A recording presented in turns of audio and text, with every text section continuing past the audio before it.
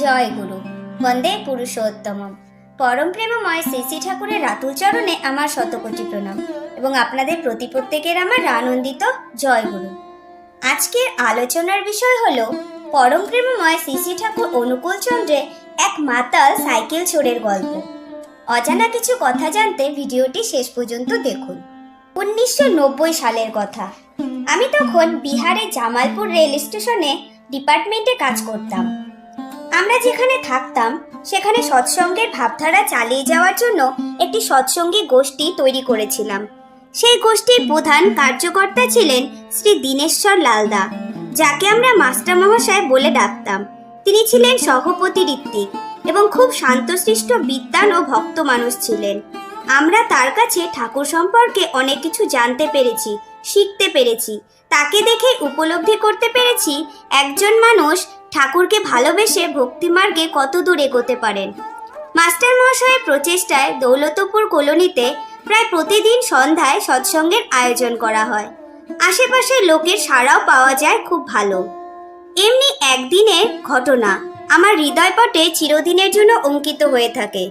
অন্যান্য দিনের মতো স্বাভাবিকভাবেই একটি বাড়িতে সৎসঙ্গ হয়, অনেক লোকের সমাগম হয়।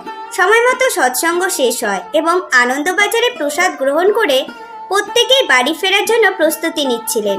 সাইকেল নিয়ে গিয়েছিলাম।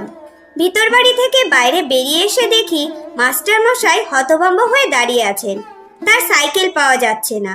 তাহলে কি সাইকেল চুরি হয়ে গেল? মাস্টার মশাইয়ের সাইকেল সবসময় নতুন দেখা যেত, কারণ তিনি সবসময় সাইকেলটি মোছামুছি করে তেল দিয়ে যত্ন রাখতেন।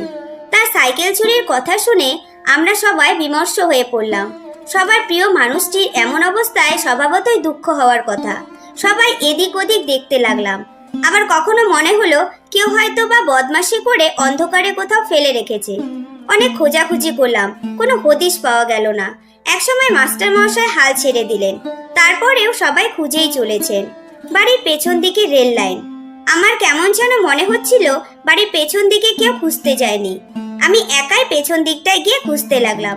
কিছুটা দূরে ছিল রেল লাইন। আবছা আলোয় রেল লাইন ধরে এগোতে থাকি। সামনের দিকে 25 থেকে 30 হাত দূরে দেখি কেউ একজন হেঁটে চলেছেন। আমি যতই তার দিকে এগোতে থাকি সেই ব্যক্তিও একই দূরত্ব বজায় রেখে চলতে থাকে। এভাবে বেশ কিছু দূর চলার পর আর তাকে দেখা গেল না। আমিও এখানে দাঁড়িয়ে পড়ি। দূরে অন্ধকারে আর কিছুই দেখা যাচ্ছে না। এর মধ্যেই রেল লাইনের ধারে গজিয়ে ওঠা ঝোপঝাড়গুলোর মধ্যে থেকে একটা শব্দ পাই। কাছে গিয়ে স্পষ্ট করে দেখতে পাবো বলে এগিয়ে গেলাম। সামনের একটা ছোট ঝোপ ঘুরে গিয়ে অনেকটা বড় ঝোপের পাশে দেখি কেউ একজন বসে আছে। ঝোপের গায়ে ঠেসান দিয়ে রাখা আছে একটা সাইকেল। সাইকেলটার অস্পষ্ট আকৃতি দেখে এবার আমি আরো কাছে এগিয়ে গেলাম। ওই অল্প আলোতেও বুঝতে পারলাম এটাই মাস্টার মশাইয়ের সাইকেল। আর বিন্দুমাত্র দেরি না করে পেছন ফিরে দুহাত তুলে চিৎকার করতে লাগলাম, সাইকেল, এটাই সাইকেল। ওই রাত্রে আমার গলার তীব্র আওয়াজ সঙ্গীদের কানে গিয়ে পৌঁছতেই তারা যে যার মতো আলো আর লাঠি হাতে নিয়ে ছুটে আসতে লাগলো। 2-4 জন মিলে সাইকেল সহ সেই ব্যক্তিকে ধরে তুলে রেল লাইনের ধারে আনা হলো, যাতে সেই ব্যক্তিটি কে তা স্পষ্টভাবে বোঝা যায়। আসলে চোর বাবাজির উঠে দাঁড়াবার ক্ষমতা ছিল না, এত নেশায় চুর হয়ে আছে। তারপরে আবার ধরা পড়ার ভয়, সে দাঁড়িয়ে কাঁপতে লাগলো।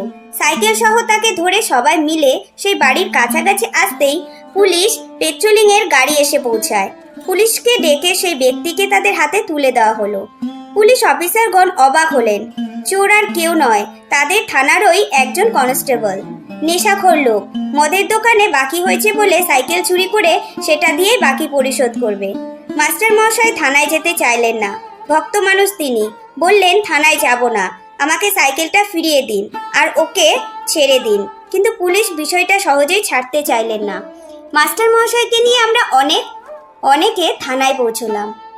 পুলিশ সবাইকে খুব সম্মান করলেন এবং চোর বাবাজির ব্যাপারে বললেন ওর অভাবে স্বভাব নষ্ট হয়েছে। থানায় উপস্থিত আমরা সবাই সৎসঙ্গী। পুলিশ মাস্টার মহাশয়ের কাছে জানতে চাইলাম এখন কি করা যায়। মাস্টার মশাই আমার দিকে আঙ্গুল নির্দেশ করে বললেন, রবি ভাই, যা বলবে তাই হবে। আমি পুলিশকে বললাম আমাদের শুধু সাইকেলটা দিয়ে দিন, আমরা আর কিছুই চাই না।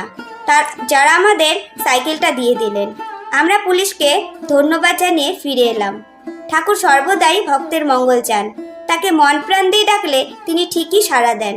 আজকের এই ঘটনায় যারা এখন পর্যন্ত শ্রী ঠাকুরের সৎনাম নিতে পারেননি, তারাও নিশ্চয় ঠাকুরের দয়া অনুভব করতে পেরেছেন। জয় গুরু।